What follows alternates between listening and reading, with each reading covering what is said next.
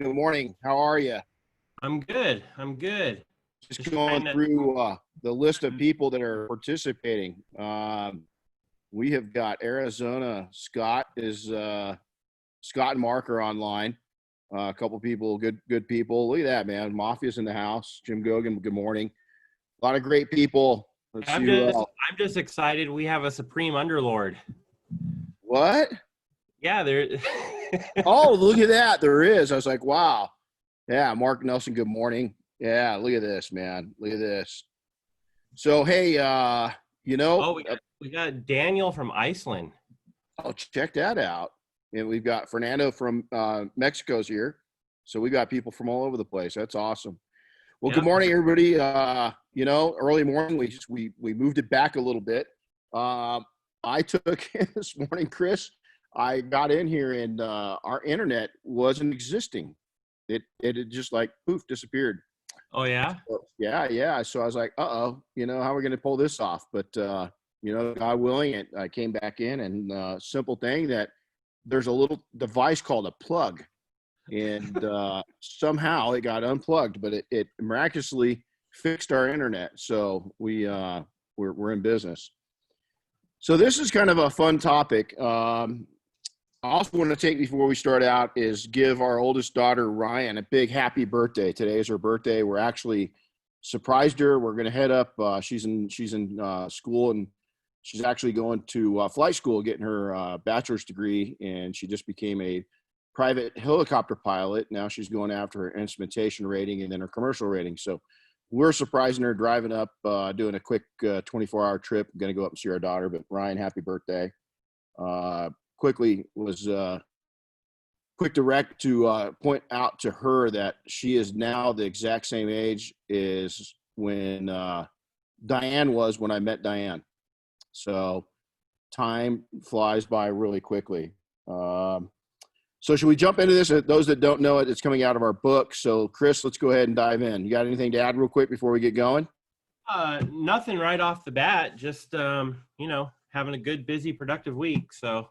Yeah, it's been a week so far. It's kind of good to get back into a semi-regular pace again, and I think we're starting to see that with people's attitudes and so forth too. It seems like people are getting in line, and it's just nice to see business starting to kick back off in a lot of areas and so forth. So, okay, well, let's just, as always, if you have any questions, we're gonna bust through these slides and share myths and truths versus truths, and just go through with you. So let's do it, Chris.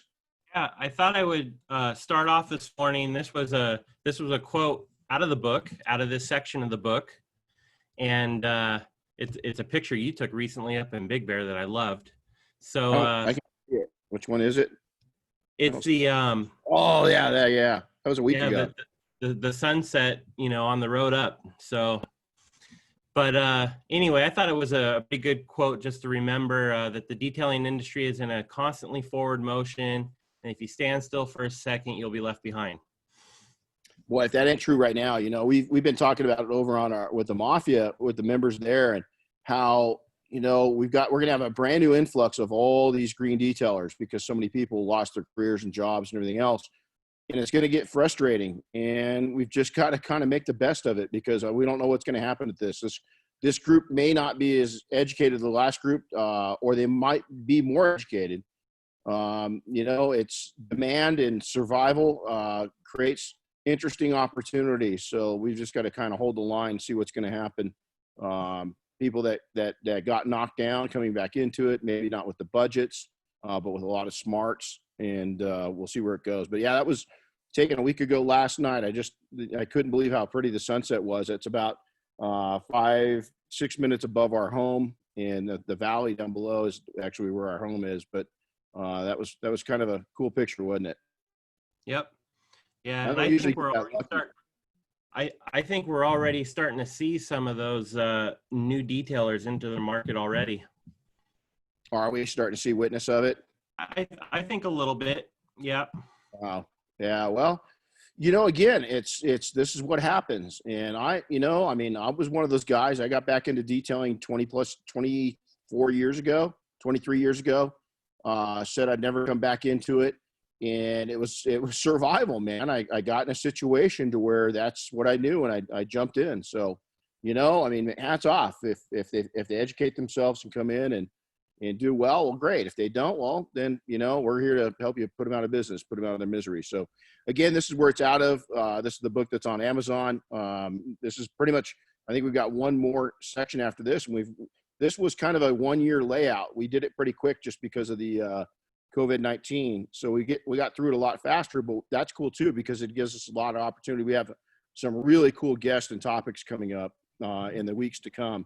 And a lot of people from within the industry, but a lot of people from outside of the industry, just to give different perspectives on business and blending that business with life. So there's what it's out of. So let's go, Chris. Let's do it.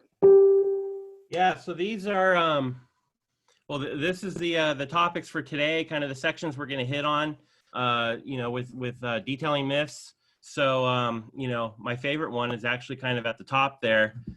Myth number 1, that every car has to be perfect. So we'll get into that all the way through. Detailing is all about paint perfection. It's actually about a lot more than that. And build it and they will come. That has more to do with getting out and bringing those customers to you, not waiting for them. And then another favorite of mine is all you need is YouTube and a DA polisher. And there's nothing further from the truth on that one. And then detailing can make you millions. And I'm sure somebody's done it, but it's pretty rare. So, yeah, Diane and I, you see that ad I want to put out for years is, an overnight success in the 35 years in the making. Diane and I over years and years and years have become blue collar millionaires.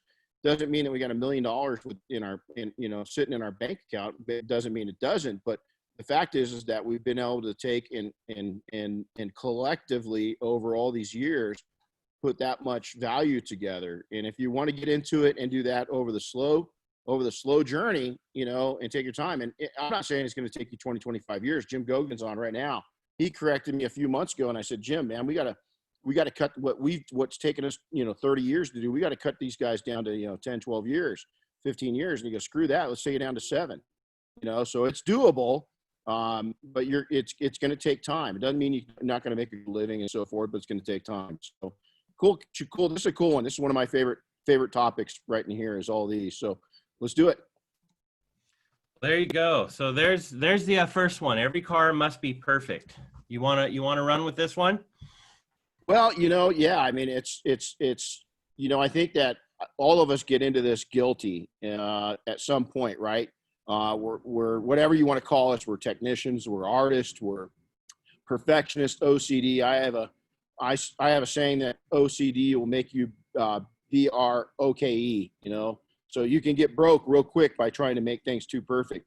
I think that practicing your skills and getting that good is a good thing, but not on every car. You've got to take a jewel every once in a while, a diamond in the rough, and practice your skills and get better at it. But you can't give that level to every single car. And then the other thing is you got to be careful of is tracking your man hours. A lot of people, especially the mobile guys, right down here, the last bullet point is they don't include their travel time within all their operating hours. And that's part of it. You're away from home. You're away from what you like to do as a person. You're out on the road. You're stuck in traffic.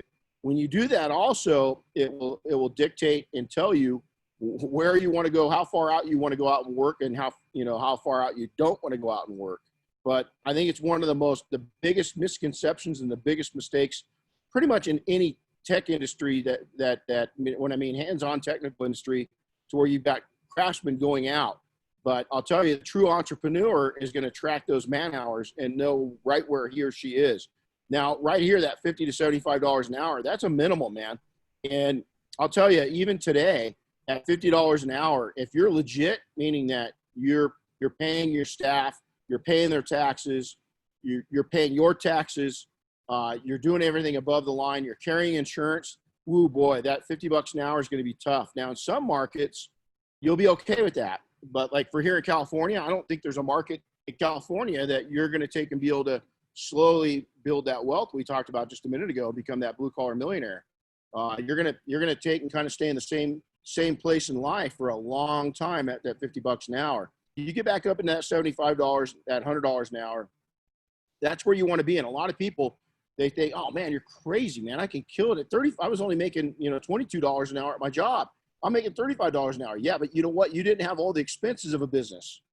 And so, you start adding all those things up, and you start paying your taxes, and you start paying those insurance bills and everything else. Well, I'll tell you what, it's eaten up really quick. So, and that includes you mobile. Everybody thinks that, oh, mobile, I can be cheaper. No way, man. You're a premium service. You're going to have more man hours into your detailing because you got travel to and from. Also, you're not pre-set up. Every single project, you're setting your shop up and tearing your shop down. So these guys that make the wild mistake of thinking that you can go into mobile for cheaper than the fixed operations, no way, man. That's our premium service. Chris, what do you kind of detail?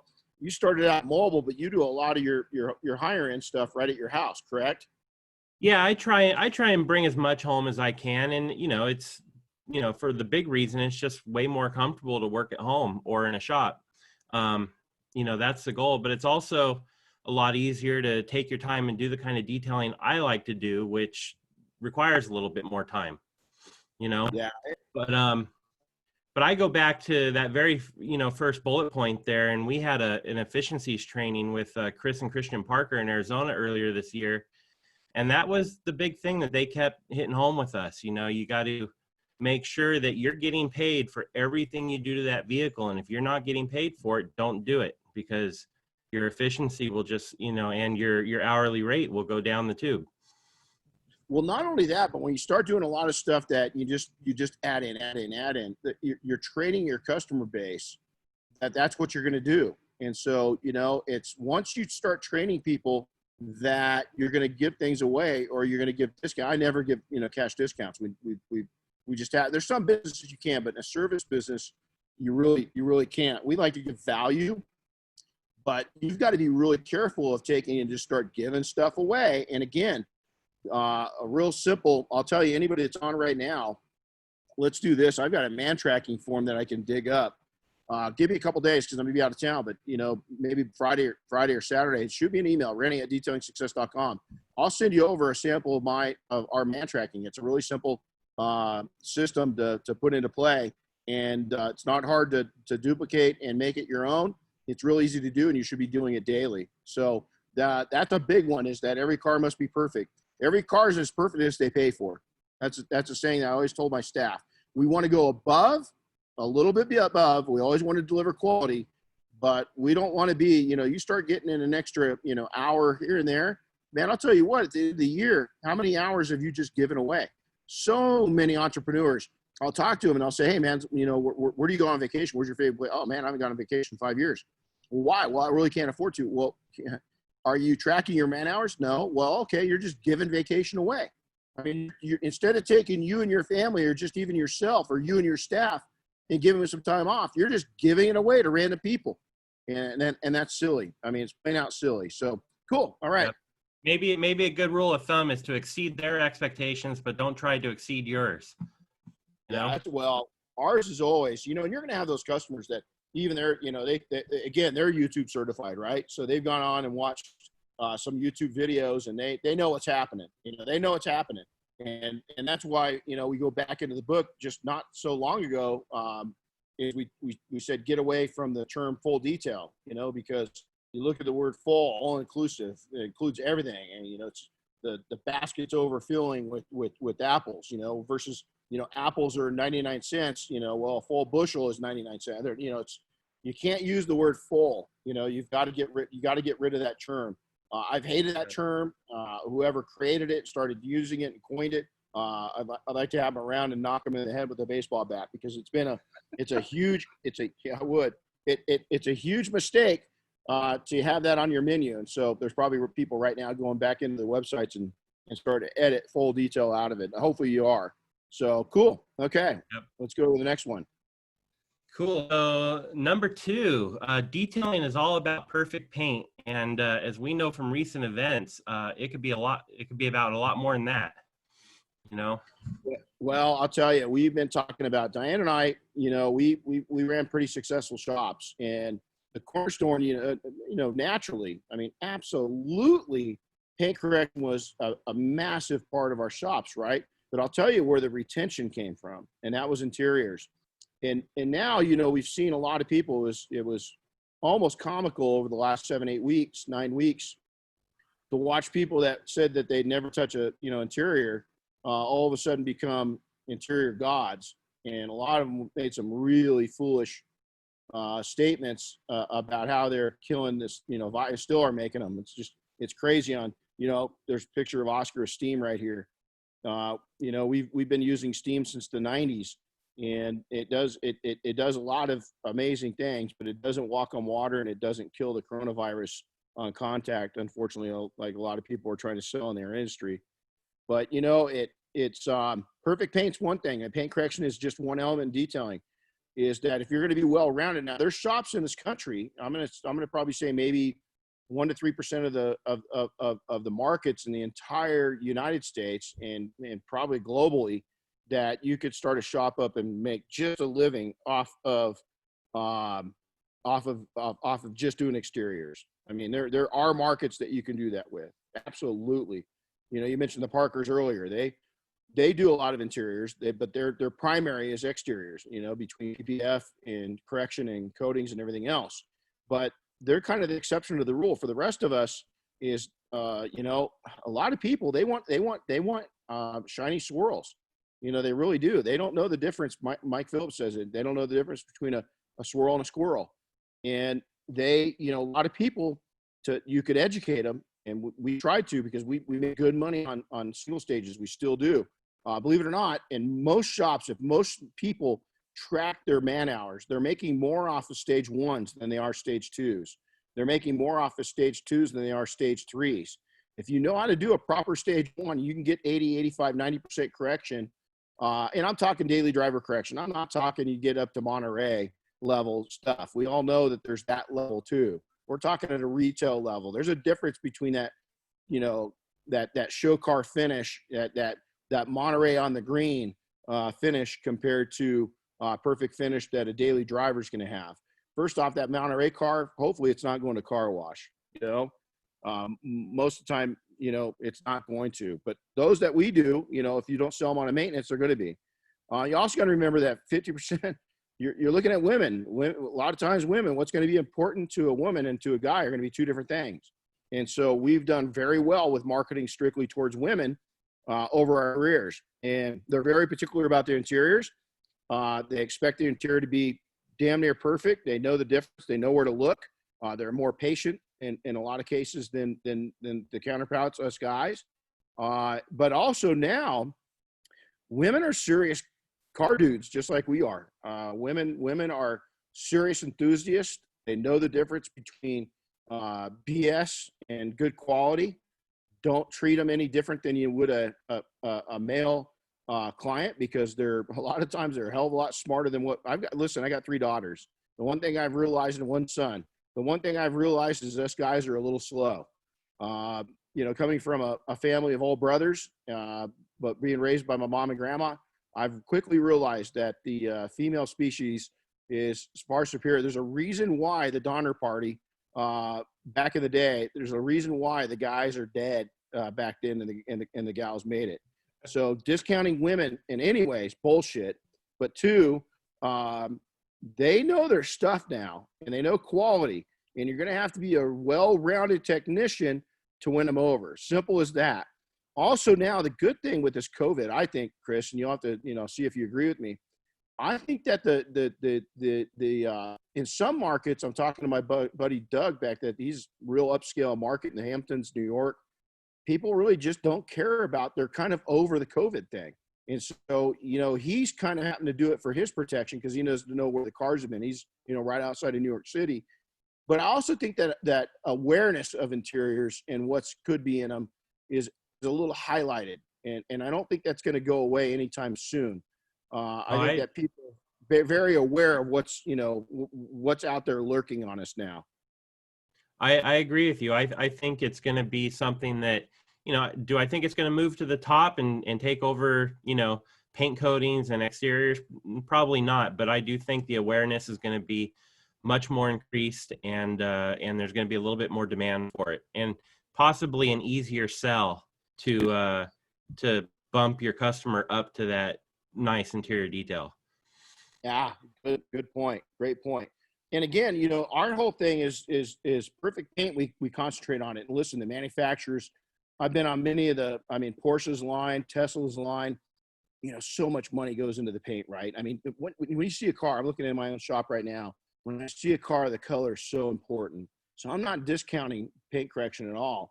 I'm just saying that a lot of people discount interiors, and they go after things that the customer doesn't necessarily need. If you're looking at a car and it's pretty trashed and it's relatively new, you got to ask yourself and ask them, what are they doing to that car? What habits can you help change?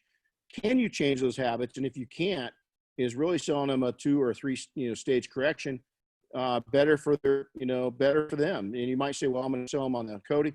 Coatings are still going to take a beating. And if they got poor housekeeping habits with standard paint, they're going to have poor housekeeping habits with the coating. And so, it's all relative. So number 2 is, what I like people, I'll tell you, as good as the Parkers are at exteriors.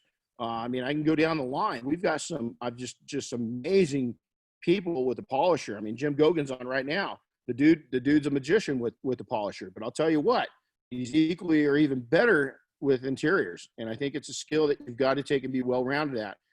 I'll never forget, Chris, and I think you've seen this before, where we've seen professionals, entrepreneurs that own businesses, and they straight out say on social media, yeah, I don't do interiors. Well, at some point, your customer's going to need some interior work. And if I'm a competing shop, your most prized possession is that customer list. The hardest thing to get away from a really good entrepreneur is the customer. But if you send them to a shop like me that's pretty sophisticated, you've got a small chance of ever getting them back, because we're going to work our magic too. And if they feel, wow, hey, this guy does exteriors too, and wow, hey, the other guy doesn't like doing interiors, but I need my interior done every once in a while, I'm just going to stay with this guy. I'm just going to stay with this gal. It's as simple as that. So you need to rethink things, because, man, I'll tell you what, I hope the cockiness of detailing simmers down a little bit. Well, I suppose too, if you're dead set on just not doing interiors yourself, you could always sub it out and bring in somebody to do your interiors, but I definitely wouldn't send the car out, Yeah. Amen. I would agree. So, be well-rounded. So, and I'll tell you what you're utilizing in your interiors, our SOP, thank goodness, things are opening back up. We start back. We've been just like all of you. We've been closed down since the close down. Looks like in June, we're going to be able to host our training session again. And our SOPs for interiors have completely changed. And, we've got it to where we can actually legitimately kill the virus, and it only adds about 15, 20 minutes to our standard detail. Now, part of that is for the customer, but the majority of that's for ourselves and our staff. And in this case, the people coming to training, we're going to teach them that technique, that SOP, because it makes it safe to enter the vehicle. It allows you to tout that you can. We're using all EPA products, very proven system now. We've got it down pretty pat with all the equipment and stuff. Pretty exciting times. So this is a fun one. Chris, why don't you lead into this one and go through the notes real quick on this one? Yeah. So myth number 3, if you build it, they will come. Not necessarily. The myth there is that the customers will just run in and bring you all the business you need, and you need to be real about those expectations and realize that they're not just going to flock to you, that you need to do everything you can to bring them in. Well, I'll tell you what, if that ain't true, is a lot of people put we saw it over the last 5-6 years. So, man, can you believe some of the sizes of these shops? These guys that maybe are only a couple of years. I know a guy, I'm not going to mention his name, but he's a big name in the industry. 7 days in, he was in trouble. 7 days in. Just in over his head, not enough savings, massive shop. I've always been the conservative type. I grew into my shops. I went small, and honestly, most of the time we figured out how to work out of a small shop instead of expanding our expenses. Is, listen, man, the reason why you're in business is you want to make more. If it makes if it makes financial sense, good. But if you're not running your numbers and you don't know your numbers for sure, it doesn't make financial sense. You're pretending. Yep. And the other thing here is, bringing them in, attracting them to you, making sure that you're delivering a high-end detail and a service experience that is also high-end. That'll attract those customers, putting the right systems and processes in place, the right equipment and supplies, and even getting the right education. Yeah, I'll tell you, it's what I call the look, feel, and smell. Is how do you look, how do you feel to a customer? What's the feeling they get from do they pick up on a cool vibe or a weird vibe? What are you putting out to the universe? And how do you smell? What's your system processes look like? What's the presentation? I always tell people when they come through training, is simple as this, man. We are a Broadway production. Is that there's one thing about detailing, and this is what I tell every class. Everybody that's come through training will tell you that this one thing. Everything in detailing is about marketing. It's about how you market yourself, how you market your services, how you market your mobile unit, how you market your shop, what's the feel of all that. That's all really, really important. But yet again, being realistic of what it is and balancing those numbers out, is that I always tell people the first 12 are going to be the easiest ones. You get those first 12 cars, you're going to be friends of friends. They're all going to be happy for you. You're giving discount. They're promoting you. Wow, he or she's doing it on his or her own. They're all happy for you. And then the support wave kind of disappears, and you're kind of on your own. And you worked really hard. You got all this work, so you really didn't market a whole lot. And all of a sudden, your sales cycles are down. You get kind of depressed. So what's the next thing the average small business person does? Start discounting their prices. And a discount's the worst thing you could do, the worst thing. But yet when people get into these fixed locations and they build it and they think everybody's going to come, one of the first things they do, pop up, and we just had that situation in real life come down.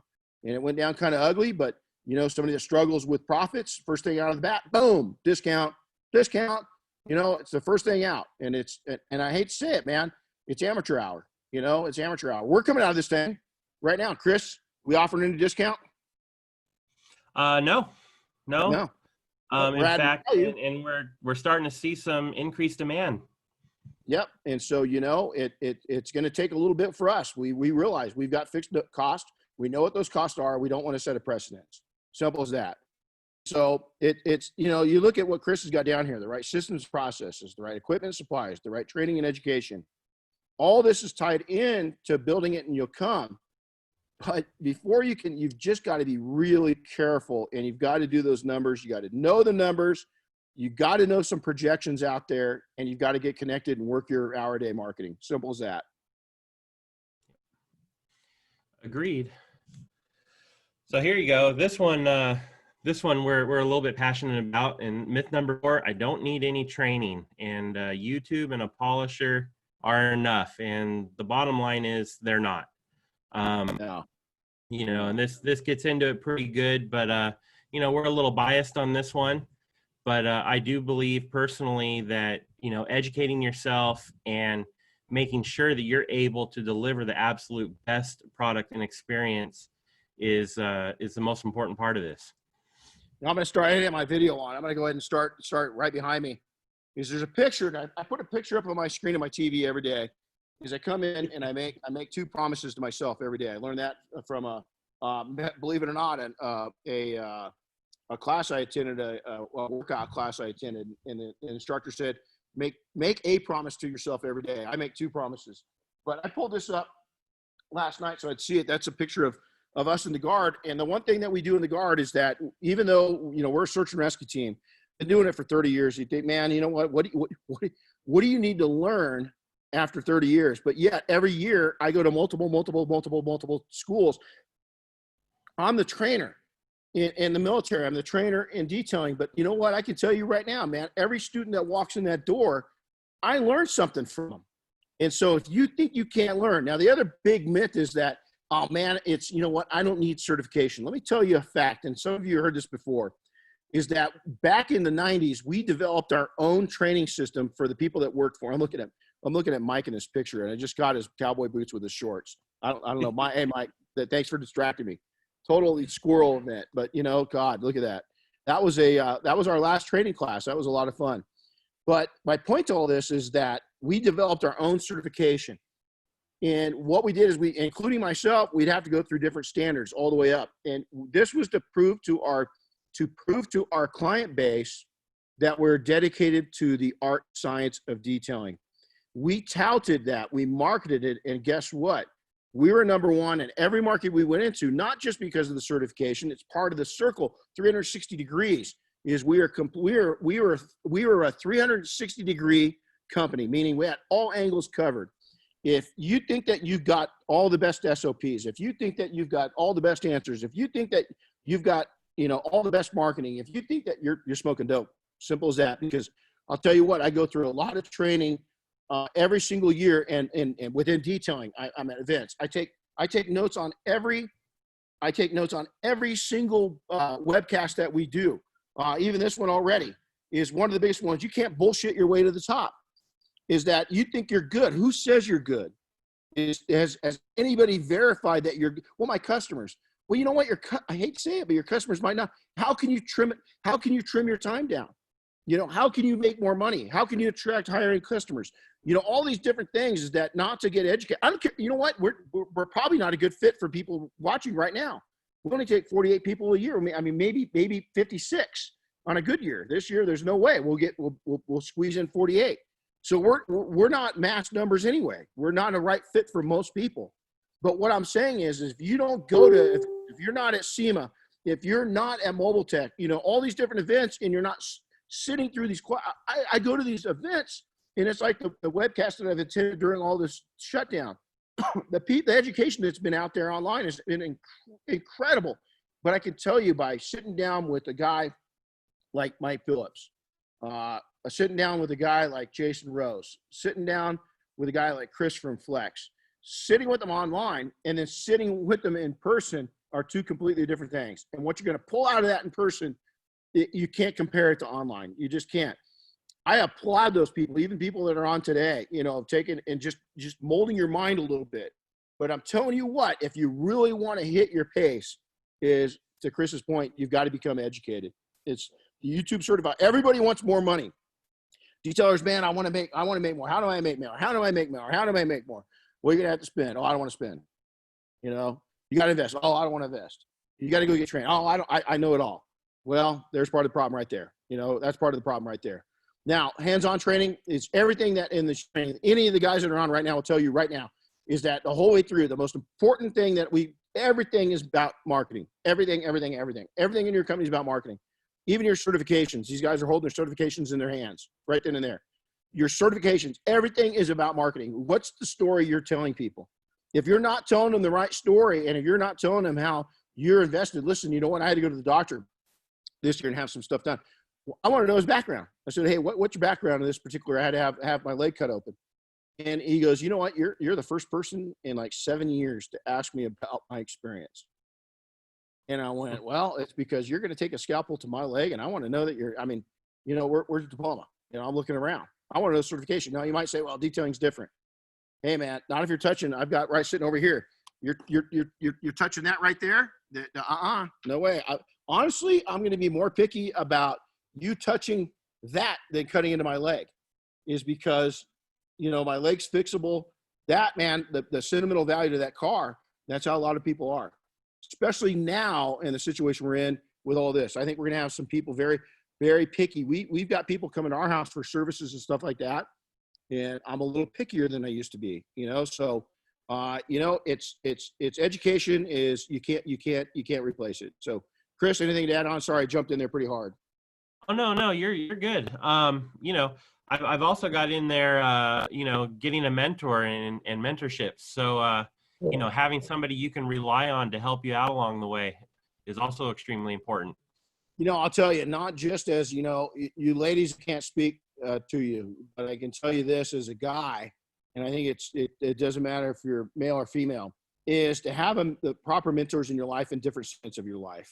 For being, I never had a father figure in my life, I never had a dad. So to be a dad, I kind of stumbled at it, right? So I probably should have jumped in a little more and found a little more mentorship. I thought it was going to be easy. I mean, how hard it is to raise kids, you know? I'd start 500 businesses again compared to that. It was very challenging because each kid changes a little bit. Mentorship in your personal life, mentorship in your workout, mentorship in your business, mentorship. I've got people that I just idolize business-wise. They run a little different type of business than me. So I have to have somebody a little different that can understand service businesses. So, you know, mentorship comes in a lot of different ways. Also, ironically, I've really tied myself, you know, in as I've gotten older, is before I was always the young hot rod at the table. Well, I'm no longer that young hot rod at the table. I'm the old hot rod at the table. So I've reached back down, and I love to be mentored and coached by younger people because they've got a different perspective, different angle. So wise eyes versus young eyes versus youthful eyes. And it's a great partnership when you take youth and wisdom and match them together with both that are winning parties. Great point. Yep. There's also for people out there that are religious and spiritual, you could also have a mentor on that side of life too. Oh man, I'll tell you, you know, that's what keeps me. That's a great point, Chris. You know, I don't care what your beliefs are. I'm not going to shove beliefs down your throat here, but I can tell you one thing is that on the mountain, I can't tell you how many times that we've ran into a person. I'm a pretty faith-based individual, and I'll take a knee. And I've had them say, "Don't pray for me," this and that. Halfway down the trip, after they realize, you know, how hard it's going to be for them to make it, they're praying to God pretty quick. They find Jesus, so to say, really fast. And so, you know, it always amazes me that people turn to their faith, whatever faith it would be, is they turn to faith in times of trouble. And you just don't know how cool faith is in times of giving when you're in a good situation. You don't have to be in a horrible situation to reach out. So that's a great point. Cool. Well, hey, that brings us to myth number 5. You can get rich detailing. And, you know, this one we might have some mixed feelings on, but you might be able to do it, but it's not likely. But you could definitely make a good living at it and definitely set up a really good lifestyle. Well, I'll tell you this, you know, $60,000. Here's the biggest thing is we've got people in this, in our group right now. I've got a young man that's been at it for about 10 years and he just bought his first $1 million property. You know, I will tell you this, you can become wealthy. Rich and wealthy are two different things in my book, is that you can become slowly over 10, 15, 20 years. Now, is this individual a millionaire? No, but I'm guaranteeing you by the time they're in their late 30s, maybe 40, they're going to be, because they're on that path. They're on that glide slope right now. That doesn't mean that you can't make 60, 100K a year while you're on your journey. But I'll tell you, even 200K a year, it says that right in that first line. You can become very wealthy off of $100,000 to $200,000 a year if you take and know your numbers and you live within your means. And there's a lot of different ways. Detailing is a lifestyle business where you can really carve out a nice life. You can take and you can be a family person. You can be an individual. You can do a lot of different things. It comes down to this: is that, you know, one of the richest women in the world is back when she was selling ladies products, you know, makeup and so forth. Is slowly but surely she just kept building up wealth. The key to this is, like I put into plan 2 days ago, is I had one of those days where I just didn't. I worked out. I didn't feel great that day. I wasn't like and I woke up and I didn't make a promise to myself. I didn't make 2 promises to myself, and I kind of screwed up that day. But what happened was a miracle. Is I realized I wasn't real energetic. I wasn't real productive. So I sat down and I looked at our finances. And I came up with a system, a pretty proven system that I'd never looked at before, of making sure that my financial dreams at 54 years old are on target. And I've got big dreams. And by doing that whole mind mapping session with our finances, I came up with 2 plans. I came up with a plan to be 100%, even my property, debt-free, and about, even with the setback, you know, this COVID thing definitely set us back a little bit. I was about 38 months away from being 100% debt free. including our shop, our house, everything. We're probably about 44, 48 months out, so it didn't set us back too far. But here's the deal: I set a plan into motion that almost guarantees that success, and it's based off of today's numbers, not future numbers. So as we make a little more and we can take and increase our value, we can increase our income. Guess what? That plan will even happen a little faster. And you know, it was amazing when I just slowed down and I cleared my mind. I'd used every tool that my mentors had given me. I went back to the things I learned in college. Do I believe in college? Well, hey, if I'll cover this up for a second. If our youngest daughter is listening, yeah, I believe in college. You're going to college. But reality is I don't believe in college and getting into debt. And so my kids have all gone through the military. They've received their education that way. We told them straight out, you either get scholarships or you pay for it on your own. They've all figured it out through the military, how to get their education. Did they pay for it? Yeah, they served in the military. They got it. But they're coming out, you know, two of the four already homeowners, and the oldest one's, turned 26 today, and she's been a homeowner for 3 years. The next one down is 21, and she's already, her and her husband are already homeowners, you know. So are they doing it right? Absolutely. But here's the deal, is that on their journey is that you've got to put money away. And if you want to become rich, which rich and wealthy are two different things. Rich is a person that's, in my mind, this is how my small mind works. I categorize that as a rich person as somebody that's ego-based, that's going after the money, that solely is looking at their bank account as value, their credit score. Wealthy is somebody that can balance all that out, enjoy life. Now, I've been at both ballparks in my life. I started out when I was in my 20s. You'd think, coming out of how I grew up, that I would have been going after the rich side. I actually wasn't. I was going after the wealth side. And then I got some poison thinking in my mind, brought the wrong persons into my life. And during my 30s, kind of got a little screwy. And it took until I was like in my early 40s to back out of that. I had a whole decade. And it really sucked because I had this huge, success train going that was all built around the wrong principles, values, and reasons. And I slowed it back down. And I'll tell you, I've been a happy camper since, but it was paid for a miserable 12 years. It was not fun. Did I enjoy life? Absolutely. I just would have enjoyed life more if I would have kept the right attitude. And that was going after wealth versus rich. Big money opportunities exist. Here's the biggest thing that people don't do in detailing is that we've watched other opportunities to start other businesses.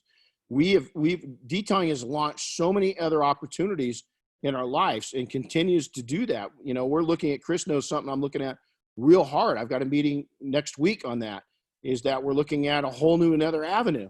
And you're going to have these opportunities pop up throughout your career, especially if you connect with your clients right. And then additional profit centers help tremendously, adding on PPF, adding on odor removal, paint chip. You can go as drastic and crazy as you want, or as basic as you want, So we know shops that are killing it with PPF, they're adding in PPF and they're adding in PDR. They're all these different things.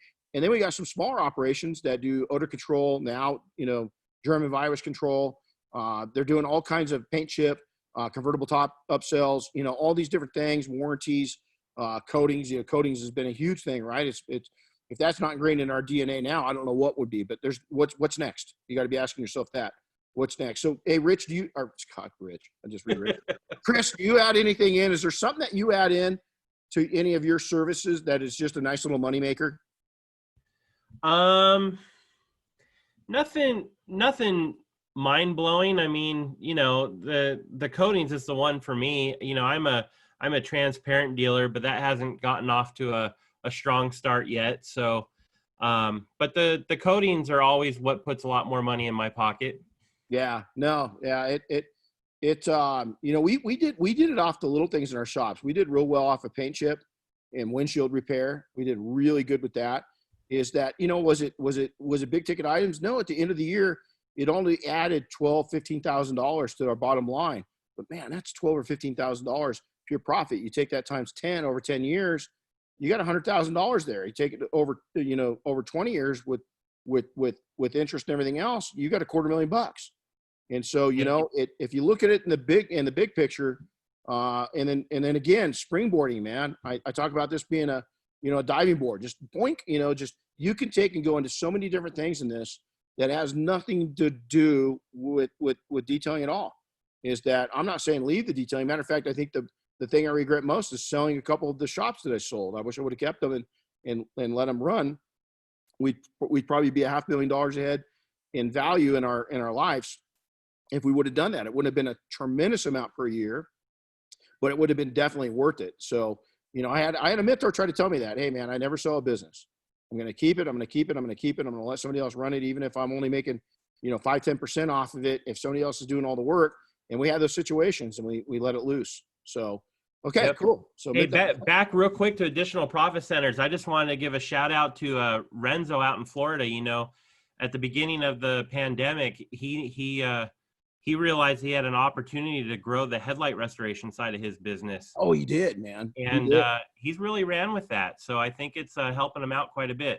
Renzo's one of those guys. He's a smart guy, and he's a smart young guy. And Renzo's one of those guys when he came to training that he was smart. And him and I wouldn't say we butted heads. We didn't, but he's got good points for being a young guy. And I had to step back, and even being a little older and wiser than him, I just stepped back and listened to this cat, because his mouth would open up and sometimes I'd say, yeah, you're a kid.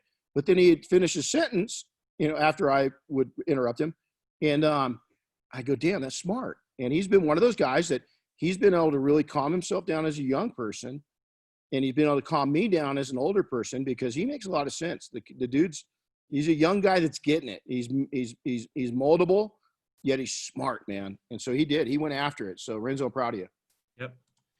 Very cool. So here I threw in some fun pictures. This is, they all have you in it apparently.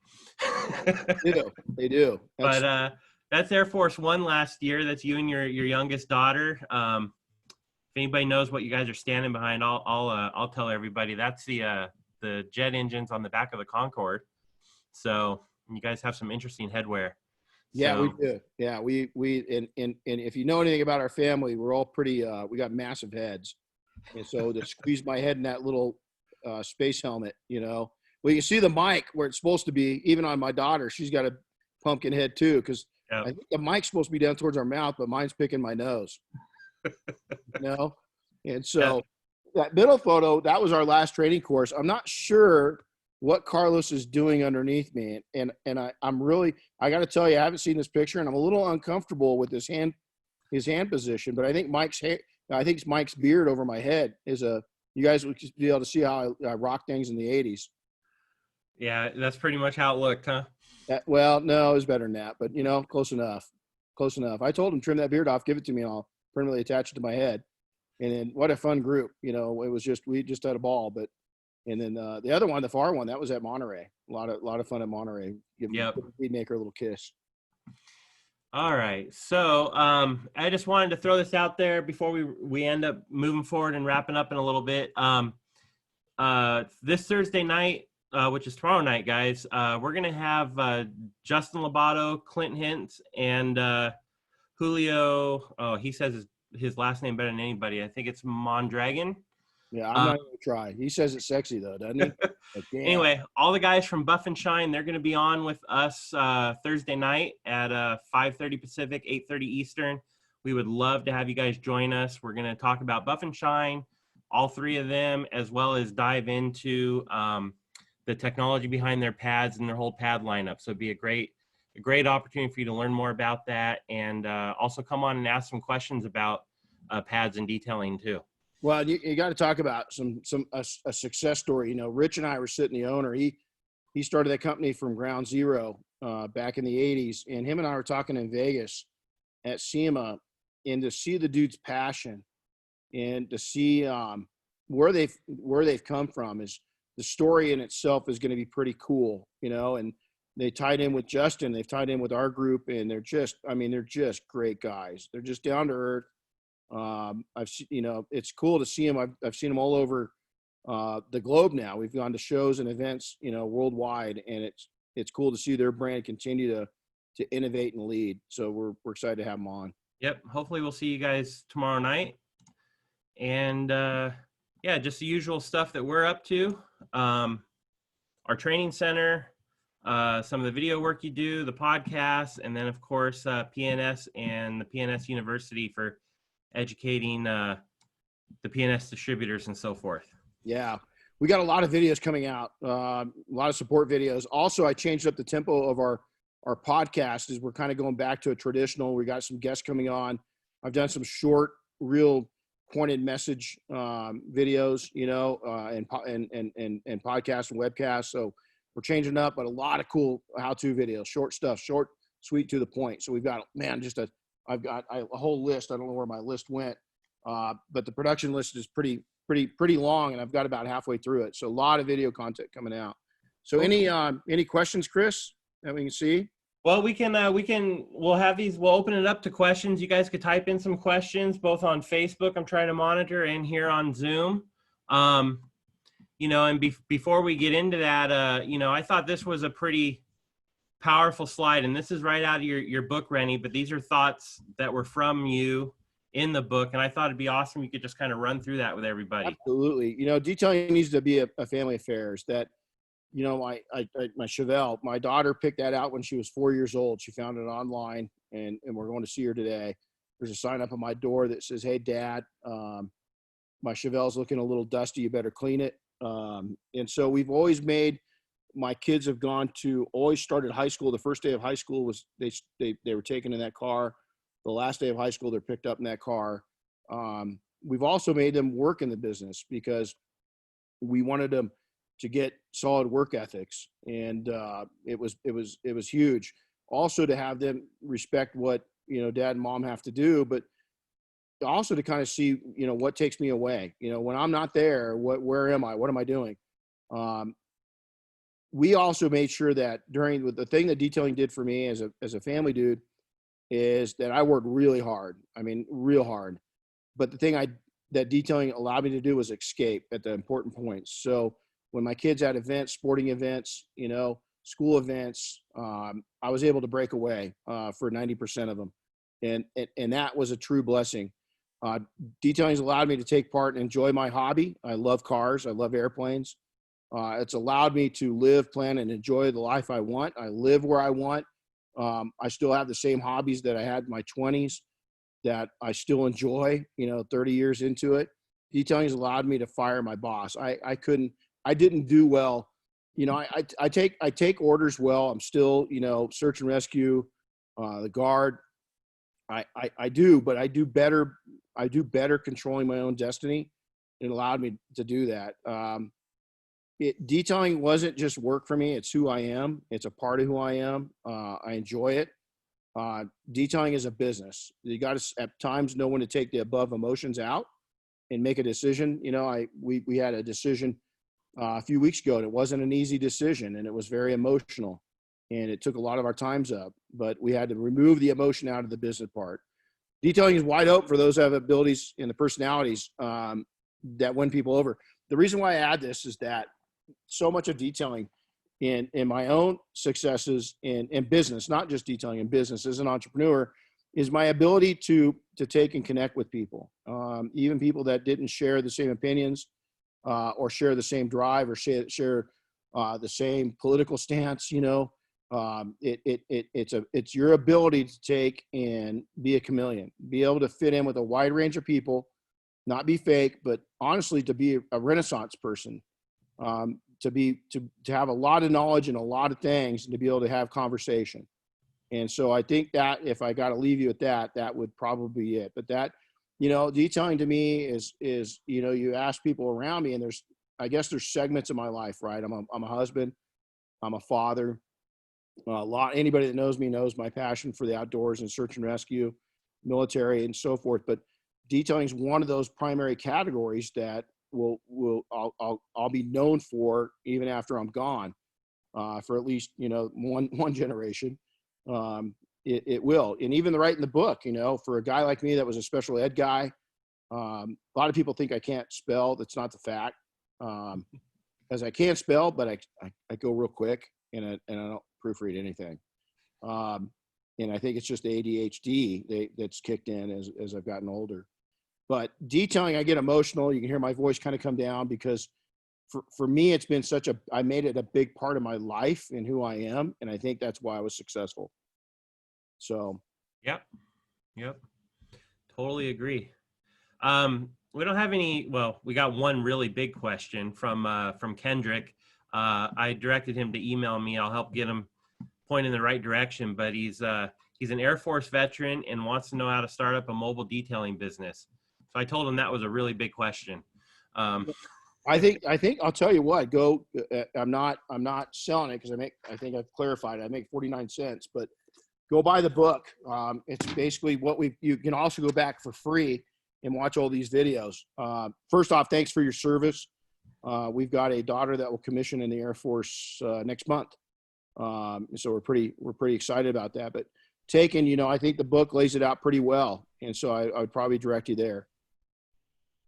Yep. And let's see, who else do we have? We had some good comments. Andrew Van Order really liked the getting rich versus wealthy comparison. And then what else did we have here? Nick Vecchio out in Colorado says that interior fabric guard and leather guard has been a good profit center for him. Good point. I got a video coming out on that, matter of fact, another one. Cool. Rick Walling says that PPF made a huge difference in his income. Rick, that's a huge one with a lot of people. You can get good. Hey, Rick, do you do it yourself or do you have somebody? Well, I haven't put that in. I'll have to see if he could chime in. That one came from Facebook. Might be a little delayed. Yep. And then let's see. And Rod pointed out that it's what you spend, not what you make. Amen.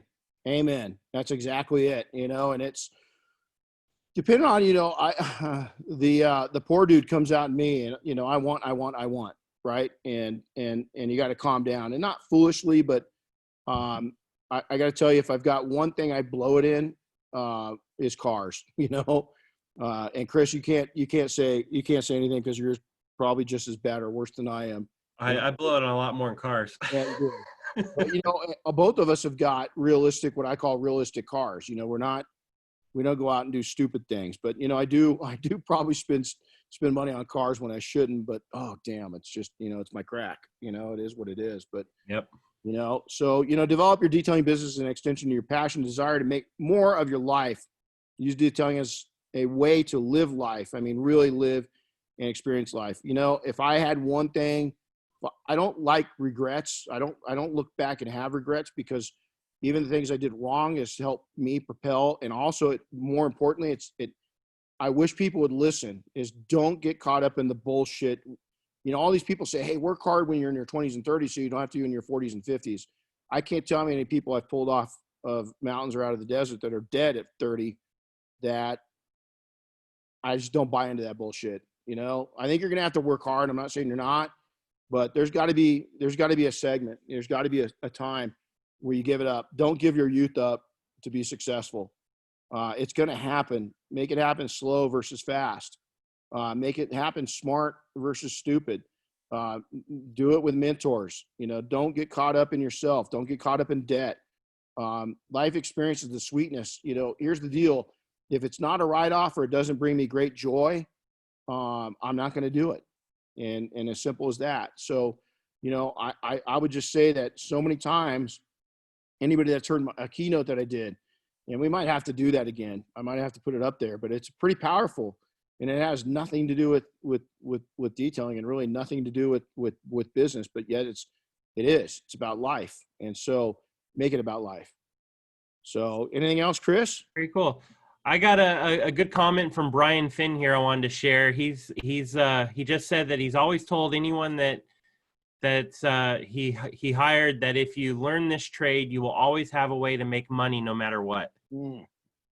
Amen, man. You could dig down. I mean, it's just like any trade, right? If you learn to be an electrician, if you're a plumber, if you're a detailer, if you got skilled labor and you're good at something, you can go out and turn a buck. I had the opportunity. I've shared this many, many times, but I had a rare opportunity to talk with Carol Shelby one-on-one a little over a decade ago at SEMA, probably about 12, 13 years ago, 14 years ago. And I'll never ever forget him saying that. He goes, son, you could, I can't remember how old he was at the time. I want to say he was like 80 or close to it. He goes, son, you could drop me butt naked in the middle of Michigan in January with not a dime to my name. And by June, I'm going to be back on top again. You want to know why? And I went, why? And he goes, because I know how to do it. And I thought, man, at the time I was like, well, it's easier said than done. But you know what? He's true. I mean, he also told me that, that at that time I think I was approaching 40. I think I was 39, almost turning 40. And I told him that I was kind of seeing a light, back here. And he goes, how old are you, son? And I said, I'm 39. He goes, son, you're still retarded. And he says that in your 40s, you'll start figuring it out. At 50, you're really going to get smart. 60, you're just rolling in money. At 70, you wish you were 50 again. And if it ain't true, man, I'll tell you the wisdom that came at 50. My biggest thing is I don't want to have you guys that are in your 20s and 30s and 40s wait till you're 50. I want you to get that wisdom right now off of listening to things like this. And you know what? You got to be careful who gets your ears, because I've been there, done that, man. I'm not saying I know it all, but I've made the mistakes. Don't make the mistakes. Don't make the mistakes I did. Put the biggest thing that I did, the biggest mistake right now, and I'll cover this, and I've said it many times, was not giving to myself. Is that I gave to everybody else around me, but I didn't give myself. I gave up an awful lot of me. And if there's not a happy you, there's not a happy we. And so you've got to make sure to give to yourself. Boy, look at this picture. Our team at Monterey.